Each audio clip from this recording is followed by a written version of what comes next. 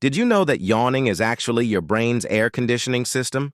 Scientists discovered that when you yawn, you're literally cooling down your brain by increasing blood flow and air circulation. But here's the weird part about contagious yawning. It only works when the temperature is between 68 and 77 degrees Fahrenheit.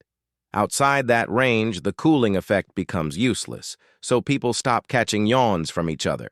Even stranger, people with higher empathy levels are way more likely to yawn when others do. Psychopaths almost never catch yawns, so next time someone yawns around you, it's basically a temperature check and an empathy test rolled into one.